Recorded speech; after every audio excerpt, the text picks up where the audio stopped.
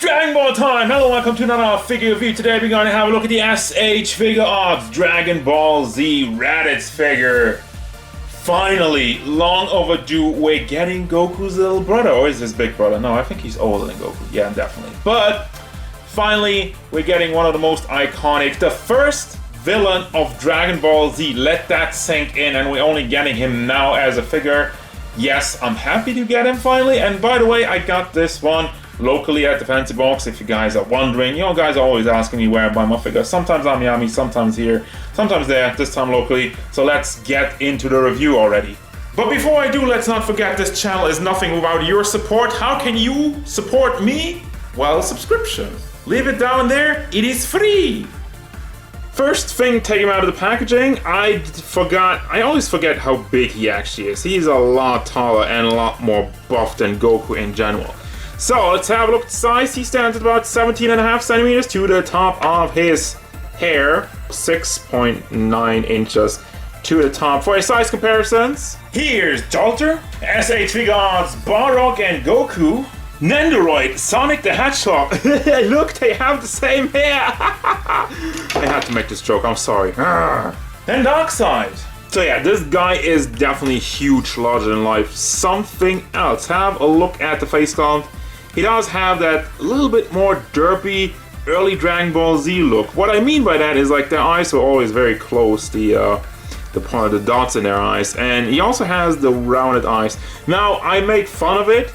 I call it derpy, but it's awesome. I love that Figuarts really kept that design and went on with it. You know, because in later releases you have like some promotional artwork where he definitely looks a bit more modern. And Figuarts was like, no, we're gonna deliver the experience. So as such, the face sculpt is absolutely amazing. He has all the detail in it, and the paint on it is clean. Got like the small lines around the eyes. Speaking of lines, there's like tons of it in his hair. And there's the big Sonic the Hedgehog hair. Don't compare me to Sonic! Look at this massive bushy hair. I love it. And always bringing up the question, what would he look like when he goes Super Saiyan? What would he look like when he goes Super Saiyan 3? Like double that? Anyway, it is fairly flat. It does leave some room for motion, and it's not too heavy, so he can stand with it even without the help of a base. You do need to balance him a little bit, but yeah, the posing abilities, they are there, and they're not, well, they are somewhat hindered obviously due to this, but it's not a complete brick that will fall over just looking at the hair.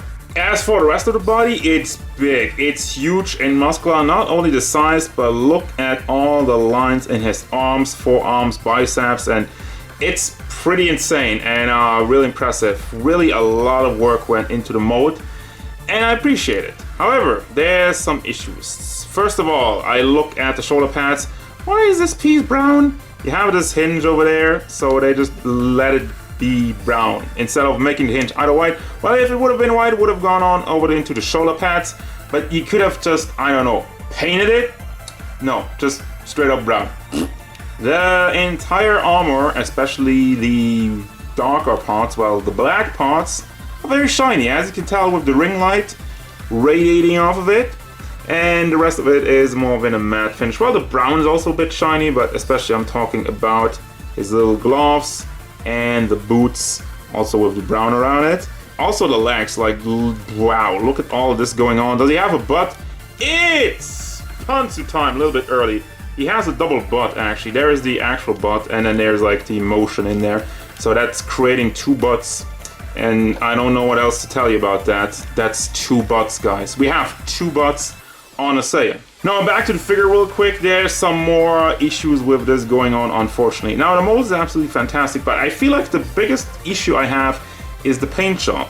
Not in a way of like the paint's bad or the paint's bleeding or the paint's going all over the place. Not really, but more like the missing paint, as I already mentioned up here. And also, I don't know how well you can tell it under the camera, because this is one of these issues that is barely noticeable, but it is there. The elbow pads and the knee pads, while the joints, have a different color than the rest of the skin tone.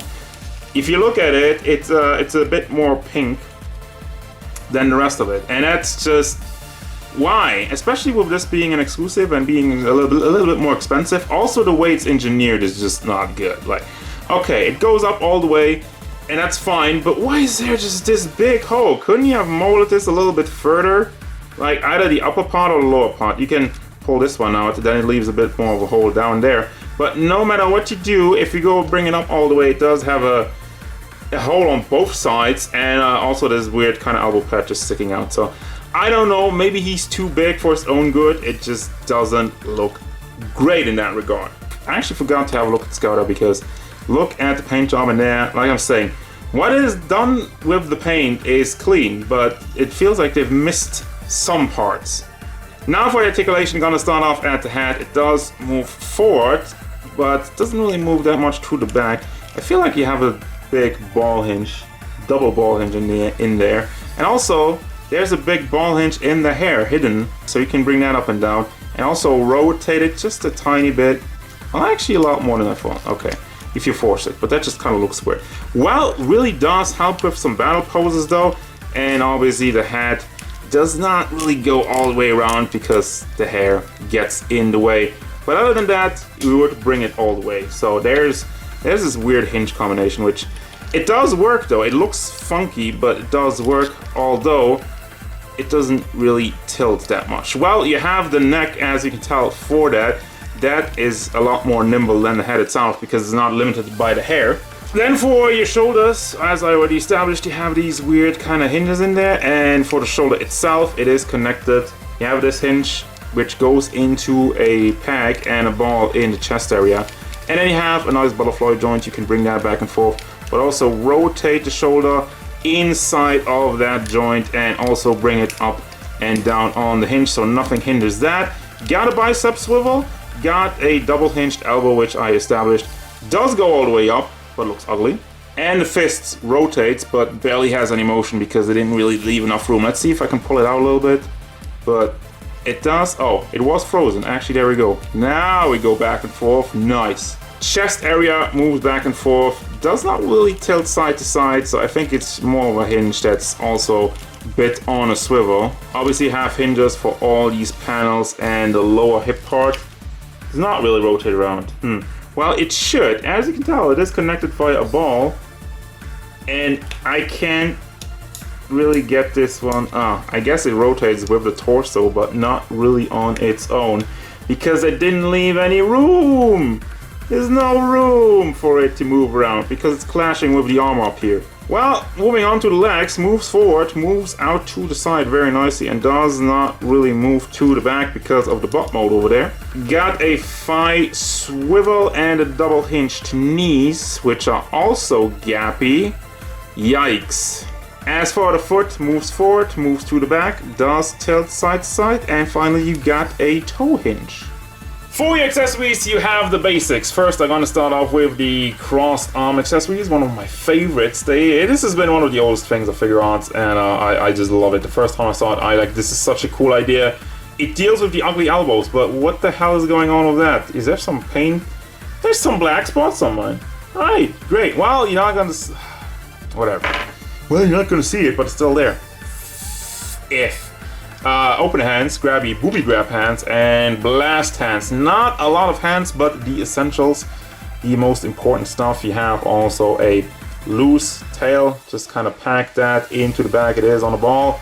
And then you have this current newest gimmick of Figuarts, where you place a part of the armor in the bag and you put this one on. What does this do? You now have a peg hole where you can connect the base. I guess Figuarts finally realized that their claw arms on the bases kind of suck, so they were like, well, let's do it like Figma and just add holes to the back of the character. It also holds on to the hair because there's like this longer piece over here. So, I mean, it's cool for action poses. I'm not knocking it, but I'm probably not going to use it. Then we have the faces, and the faces are actually exquisite. You have a yelling face and an angry, kind of surprised face. By the way, you might notice this, the front piece of the hair, you have to disconnect that from the main figure and put that on all these faces. Why? I don't know. Why couldn't you afford a little bit of more black plastic to put it on front? Well, I guess it's a lot of black plastic. And this face. Yummy. This face is just delicious. He's evilly cunning, cunningly evil. And by the way, yes, you cannot display him without the Scouter because all of these have the Scouter ear with the peg on it. So if you don't want to use them without Scouter, tough luck. Alright, a little update. I was going to put them in the post for the final thoughts, but I was also going to use the crossed arm accessory, but why does it look like that? What is this? Why is there such a big gap? And I try to push it in, like it lays onto his chest mostly. It does still have a little bit of a gap there, but I cannot get it in further than this. And I've been trying for the last like 10 minutes or whatever to even connect these things. So the crossed arm accessory in my book just doesn't work. Well, I guess I'll just leave the crossed arm accessory on for now because I can't get it off anymore. Now, final thoughts on this figure. Believe it or not, I still like this figure. I think he looks amazing. Oh my god. The mold is awesome. He has a presence. He's big, he's bulky, very detailed muscle work, nice shiny armor parts, and the overall paint job is clean. Unfortunately, there's always trouble with that because there's an ambulance right there. Because there's trouble coming. Why is the arms accessory not working? Why is this weird gap over there?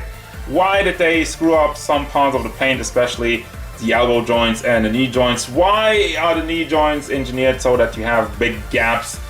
Even that, well, the final part I can still forgive because he is a big dude and maybe there was just no way around it. And giving you good articulation and still delivering a nice body mold. So at the end of the day, this is an exclusive. So it's also a little bit more expensive as such. It's kind of hard for me to 100% recommend.